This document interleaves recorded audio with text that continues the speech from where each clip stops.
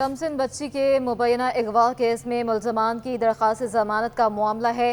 مدعی مقدمہ کے وکیل ظہیر حسین ایڈیشنل ڈسٹرکٹ اینڈ سیشن شرکی کی عدالت میں پیش ہوئے۔ مدعی مقدمے کے وکیل نے درخواست کی نقول حاصل کر لی ہیں۔ عدالت نے درخواست کی سماعت 10 ستمبر تک ملتوی کی ہے۔ مزید بات کریں گے ممتاز جمالی سے۔ ممتاز بتائیے گا۔ دیکھیں، اس وقت میں موجود ہوں سٹی کورٹ کراچی میں۔ اب سے کچھ دیر پہلے یہاں پر ایڈیشنل ڈسٹرکٹ اینڈ سیشن جج شرکی 7 نمبر کی عدالت میں کمسن بچی کے مبینہ اغوا کیس میں گرفتار 2 مرکزی ملزمان ظہیر اور شبیر کی درخواست ضمانت پر سماعت ہونی تھی، جبکہ آج صبح وکلا پیش نہیں ہو سکے، اس لیے عدالت نے یہ سماعت جو تھی وہ 1 بجے کے بعد مقرر کر دی تھی، اور وہاں پر مدعی مقدمہ کے وکلا عدالت میں پیش ہوئے اور جو ملزمان نے درخواستیں دائر کی ہیں ان کے نقول حاصل کر لیے ہیں۔ اب عدالت نے ان درخواستوں کی جو مزید سماعت ہے وہ 10 ستمبر تک ملتوی کر دی، یعنی کہ ہفتے کے روز جو ہے اب ان درخواستوں پر سماعت ہوگی۔ اسی کیس میں عدالت نے دونوں ملزمان کی عبوری ضمانتیں مسترد کر دی تھیں اور بعد میں ان کو جیل بھیج دیا تھا۔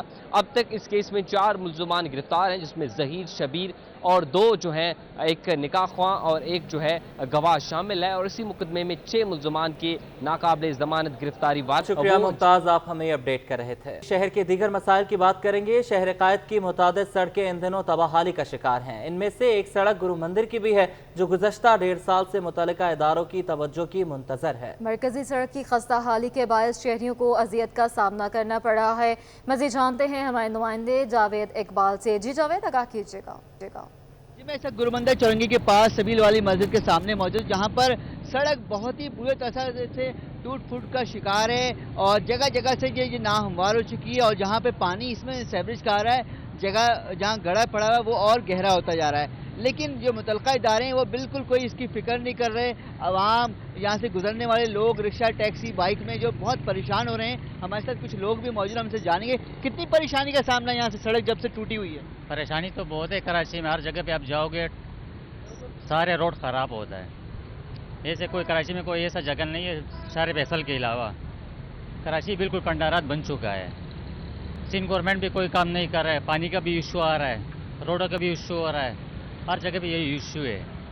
آپ سمجھتے ہیں، آپ بھی یہاں سے روزانہ گزرتے ہیں کہ بچوں کا آنا جانا مسئلہ ہے، اسکول کے بچے ہیں، میں اپنے کیمرہ مین سے بتاؤں، دیکھیں اسکول کے بچے بائک پہ جا رہے ہیں، ان کو مشکلات کا سامنا ہے، یہاں سے گزرنے والے لوگوں کو مشکلات کا سامنا ہے۔ اور یہ سڑک پچھلے 1.5 سال سے ٹوٹی ہوئی ہے، لیکن مجال ہے یہ بلدیہ عظمہ کراچی نے یا مرتضی وہاب نے اس سڑک کی طرف توجہ دی، اور باتیں بہت ہو رہی ہیں، دعوے بہت ہو رہے ہیں کہ ہم کام کر رہے ہیں، کام میدان میں یا گراؤنڈ پہ نظر نہیں آ رہا ہے۔ گراؤنڈ میں بالکل اس کے برعکس ہے، دیکھیں آپ لوگ یہاں سے بڑی پریشانی سے گزر رہے ہیں، سڑک بالکل ناہموار ہو چکی جگہ سے ٹوٹ پھوٹ کا شکار ہے، اور یہاں پر ساری لوگوں کو پریشانی ہے۔ لیکن جو متعلقہ ادارے ہیں لگتا ہے بالکل انہیں کوئی فکر نہیں ہے۔ یہاں سے تکلیف میں لوگ گزرتے ہیں، ایمبولنس گزرتی ہے، اسے مشکل کا سامنا ہوتا ہے، لیکن جو ہے بلدیہ عظمہ کراچی، سندھ گورنمنٹ کے مختلف ادارے بالکل اس سڑک کی طرف توجہ نہیں دے رہے ہیں، اور لوگ چاہتے ہیں سڑک بنے تاکہ ان کا جو مسئلہ ہے، چھوٹا موٹا مسئلہ، وہ بھی حل ہو، لیکن کب تک یہ حکومت یہ پتہ بہت نہیں۔ شکریہ جاوید اپڈیٹ کرنے کے لیے۔ شہر قائد کی تباہ سڑکوں کی بحالی کے لیے ایڈمنسٹریٹر کراچی متحرک ہو گئے ہیں۔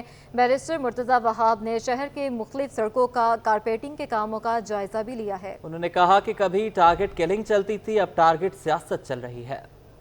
شہر قائد میں مونسون کی بارشوں سے تباہال سڑکوں کی بحالی کے لیے ایڈمنسٹریٹر کراچی ایک بار پھر متحرک ہو گئے۔ میٹروپول ہوٹل کے اطراف کی سڑک کی کارپیٹنگ کے علاوہ ٹیپو سلطان، شہید ملت، بلوچ کالونی ایکسپریس وے، ناگن چورنگی، گلبرگ، دو تلوار، اولڈ سٹی ایریا، شاہراہ لیاقت میں کام شروع کر دیا گیا۔ بیرسٹر مرتضی وہاب کا کہنا ہے کہ ہم نے شہر کو ایک مرتبہ پھر ترقی کی راہ پر ڈالنا ہے۔ بہت جلد شہر کی تمام سڑکیں مکمل بحال ہو جائیں گی۔ بلدیہ عظمہ کراچی اور تمام ڈی ایم سیز کی زیر نگرانی مرمتی کام جاری ہے۔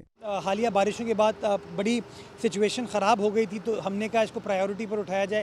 اسی طریقے سے ٹیپو سلطان روڈ کے اوپر کام ہو رہا ہے، شہید ملت روڈ کے اوپر کام ہو رہا ہے، بلوچ کالونی ایکسپریس وے کے اوپر کام ہو رہا ہے، صبح ناگن چورنگی کی طرف کارپیٹنگ کی گئی ہے، گلبرگ کے ایریا میں کارپیٹنگ کی جا رہی ہے، دو تلوار کی طرف کام کیا گیا۔ اسی طریقے سے اولڈ سٹی ایریا میں جو میوہ شاہ قبرستان کی طرف روڈ جاتی ہے، شارع لیاقت ہے، اس کے اوپر بہت جلد کام شروع کر دیا جائے گا۔ مختلف ایریاز میں مختلف نوعیت کے के काम हो रहे हैं। एडमिनिस्ट्रेटर कराची मुशीर कानून व तर्जुमान हुकूमत सिंध बैरिस्टर मुर्तज़ा वहाब ने एक सवाल के जवाब में कहा कि हमारे यहाँ मसला ये है कि कभी टारगेट किलिंग चलती थी, अब टारगेट सियासत चल रही है। मैं समझता हूँ कि लोगों की बेहतरी हमारा टारगेट होना चाहिए। हमारे यहाँ मसला ये, कभी टारगेट किलिंग चलती थी, अब टारगेट सियासत चल रही है। मैं समझता हूँ इस तरह से मसाइल हल नहीं होते। मुश्किल वक्त हैं, आप देख सकते हैं मुल्क में सैलाब की कैफियत है। आधा सूबा सिंध जो है बदकिस्मती के साथ इस वक्त जो बारिश की तबाहकारी है उससे परेशानी में मुब्तला है। लाखों की तादाद में लोग बेघर हुए हैं। इस मौके पर लोग अपनी अगर टारगेटेड सियासत करेंगे तो मैं समझता हूँ ये चीज़ प्रॉपर नहीं है। मुर्तज़ा वहाब ने खुसूसी गुफ्तगू करते हुए कहा कि लोगों को शहर में काम होता हुआ नज़र भी आ रहा है। अल्हम्दुलिल्लाह जो भी सूरत हाल थी इसी इंतज़ामिया ने उसका सामना किया है। कैमरामैन फैसल के हमरा मोहम्मद कामरान, सिटी 21। सैलाब ज़दगान की मदद के लिए कराची की ताजिर बिरादरी भी पेश है। ऑल ताजरान सिंध इत्तेहाद और यूनाइटेड मुस्लिम फोरम के ज़रिए एहतमाम इमदादी सरगर्मियाँ जारी हैं। इक़्तिदार अनवर की रिपोर्ट देखिए। कराची के ताजिर बिरादरी भी सैलाब मुतासरीन की मदद के लिए मैदान में आ गई। ऑल ताजिर सिंध इत्तेहाद और यूनाइटेड मुस्लिम फोरम के ज़रिए एहतमाम नाज़माबाद नंबर 1 में मरकजी रिलीफ कैंप का इनेकाद किया गया, जहाँ सैलाब ज़दगान की मदद के लिए इमदादी सामान पहुँचाने का सिलसिला जारी है। यूनाइटेड मुस्लिम फोरम के मरकजी नायब सदर आसिफ रजा कादरी ने सैलाब मुतासरीन की हर मुमकिन मदद करने का अज़म का आदा किया। रिलीफ कैंप कायम किया है जो कि सैलाब मुतासरीन के लिए है, और इसका मकसद यह है कि जो इस वक्त पूरे पाकिस्तान भर में जो सैलाब से मुतासरा जो हमारे बहन भाई जो इस वक्त परेशानी के आलम में जो मुसीबत की इस घड़ी में परेशान हाल हैं, तो यकीनन हम तमाम दोस्तों ने ये फ़ैसला किया, ये तय किया कि इंशाअल्लाह हम अपने मुसीबत ज़दा भाइयों की भरपूर मदद करेंगे इंशाअल्लाह, माली एतबार से भी।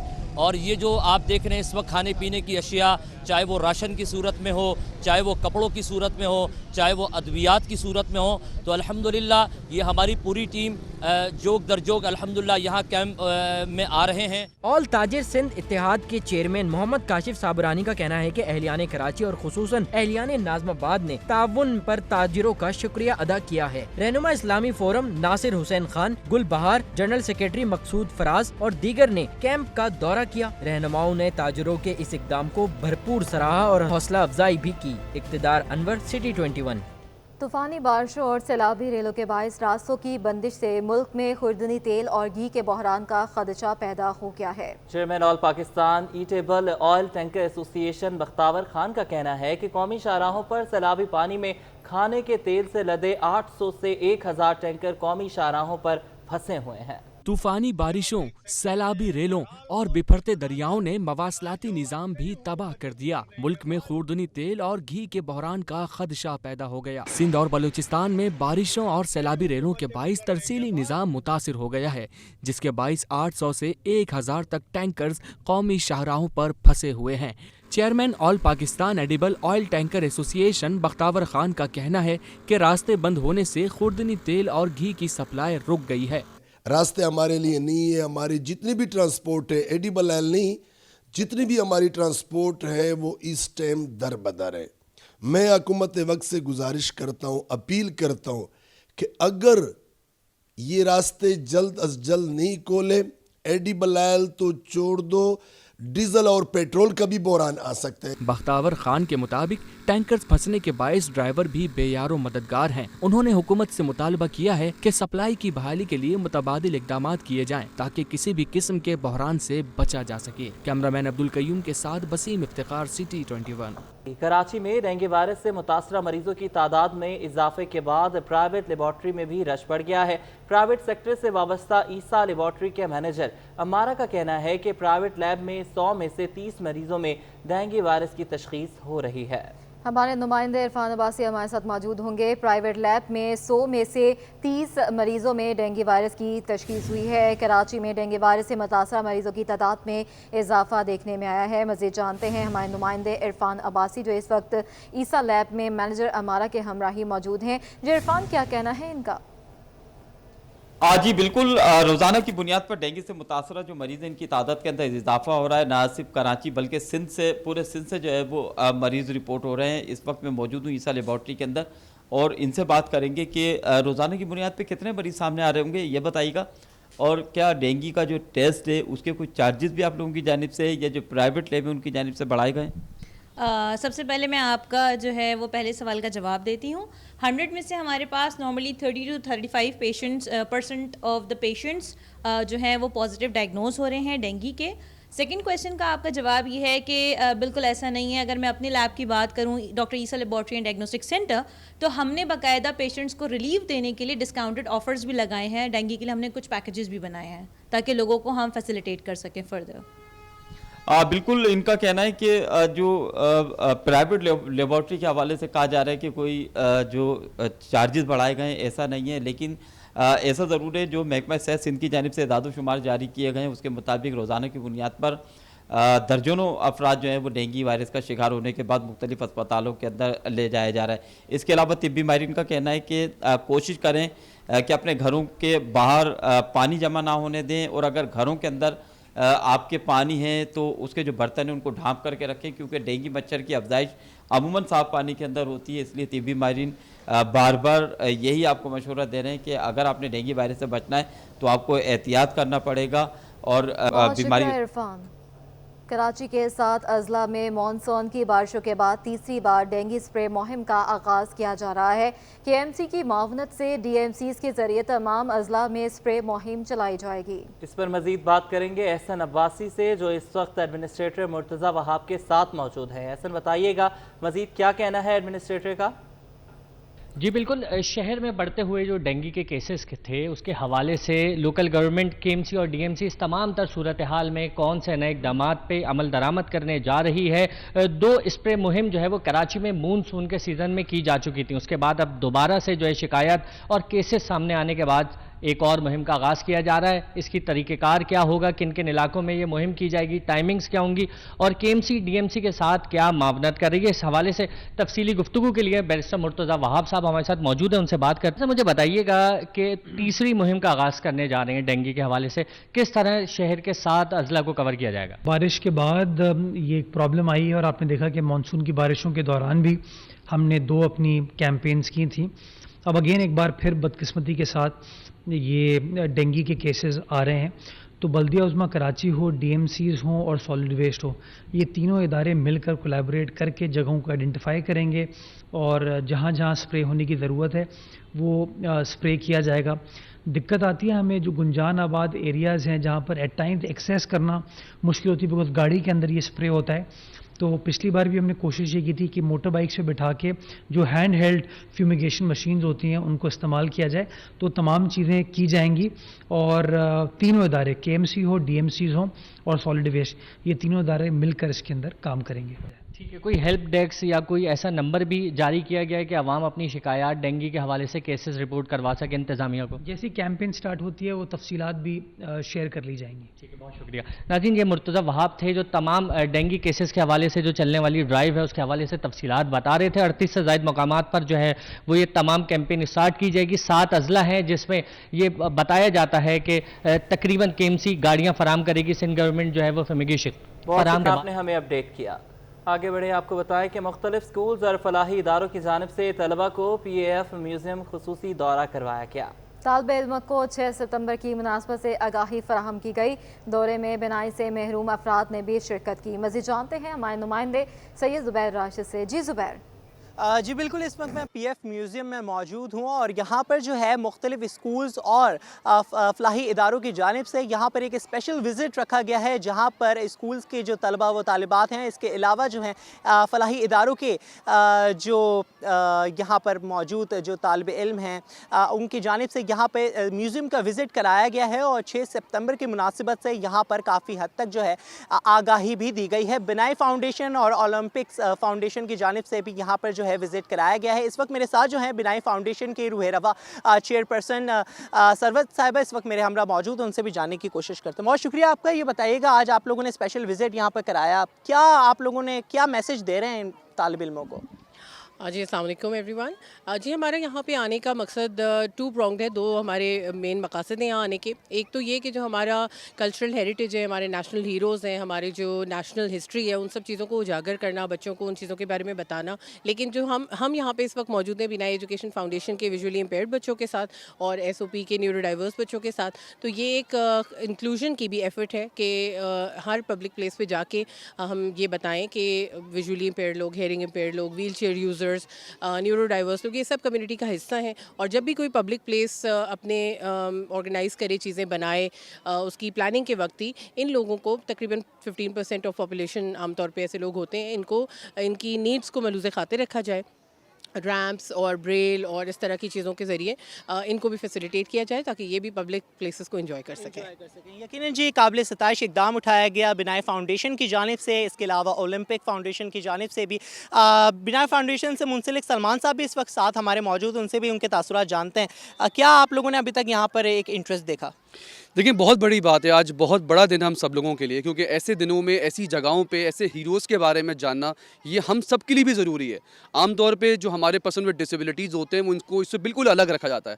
آج کا وزٹ بہت امپورٹنٹ ہے ہمارے سارے بچوں کے لیے. بہت شکریہ جی. سلمان صاحب اور سرور صاحبہ آپ دونوں اس وقت ہم سے بات کر رہے تھے. یقیناً جی قابل ستائش اقدام اٹھایا گیا, اور نہ کہ صرف یہ دو فاؤنڈیشنز یہاں پر موجود تھیں بلکہ یہاں پہ جو ہے اسکول کے طالب علم بھی بہت بڑی تعداد میں موجود ہیں. اگر میرے کیمرہ مین اجمل اگر آپ کو کیمرے کی آنکھ سے ملاحظہ کرا سکے کہ یہاں پر جو ہے میرے خیال سے 30 سے زائد اسکولز جو ہیں جن کا وزٹ یہاں پر کروایا گیا ہے. تو یقیناً 6 ستمبر کی مناسبت سے آج یہاں پر جو ہے مختلف اسکولز اور فلاحی اداروں کی جانب سے وزٹ رکھوایا گیا ہے. بہت شکریہ زبیر. بلدیہ ٹاؤن میں پانی کی عدم فراہمی کے خلاف MQM پاکستان کی جانب سے MD واٹر بورڈ کے دفتر کے باہر احتجاج کیا جا رہا ہے. پارٹی اراکین نے بلدیہ ٹاؤن کو پانی نہ ملنے کی صورت میں احتجاج کا دائرہ کار وسیع کرنے کا عندیہ دیا ہے. ہمارے نمائندے رضوان احمد وہاں پر موجود ہیں, ان سے مزید جانتے ہیں. جی رضوان بتائیے گا.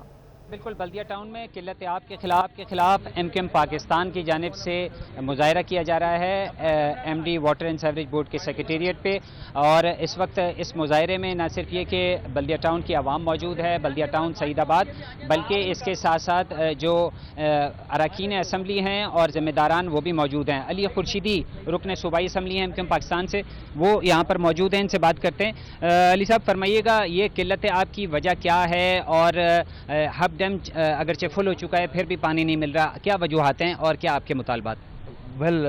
کراچی شہر میں جو پانی کی کمیابی ہے اس کا سب سے بنیادی مسئلہ یہ ہے کہ 2008 کے بعد سندھ حکومت نے جو ہے وہ کراچی کا جو پانی کا کوٹا ہے اس میں ایک سنگل ڈراپ بھی انڈکشن نہیں کیا.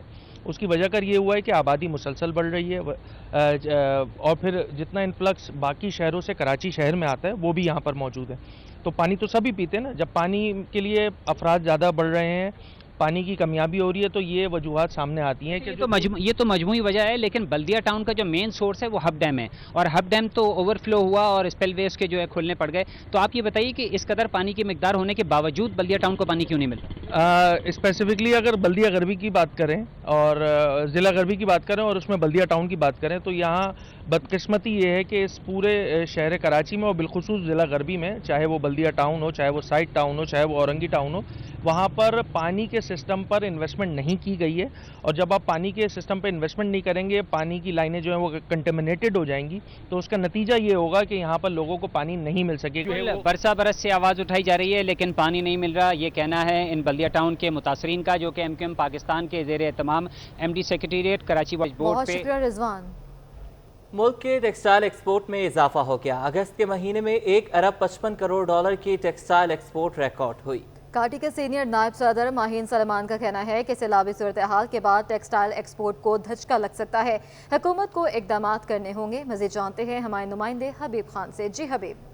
بالکل, دیکھیں اگر ملکی ٹیکسٹائل ایکسپورٹس کے حوالے سے بات کریں تو ایک بار پھر جو ہے وہ جو ملکی ٹیکسٹائل ایکسپورٹس کا ڈیٹا جاری کیا گیا ہے اس کے حوالے سے مثبت خبر ہے, اور وہ یہی ہے کہ اگست کے مہینے میں جو اعداد و شمار جاری کیے گئے ہیں اس میں 1.55 ارب ڈالر کی جو ہے وہ ایکسپورٹس ریکارڈ کی گئی ہیں, جو کہ ماہانہ بنیادوں پر اگر بات کی جائے تو 4.7% اضافہ ہے. اور اسی حوالے سے بات کرنے کے لیے اس وقت ہمارے ساتھ سینئر وائس پریزیڈنٹ ہیں Korangi trade and industry association کی ماہین سلمان. ماہین, یہ بتائیے گا اس وقت ڈیٹا جو آ رہا ہے وہ مسلسل اس میں دیکھ رہے ہیں ہم اضافہ ہے, کیا وجوہات ہیں اضافے کی اور کیا ہم اس اضافے کو آگے سسٹین کر پائیں گے؟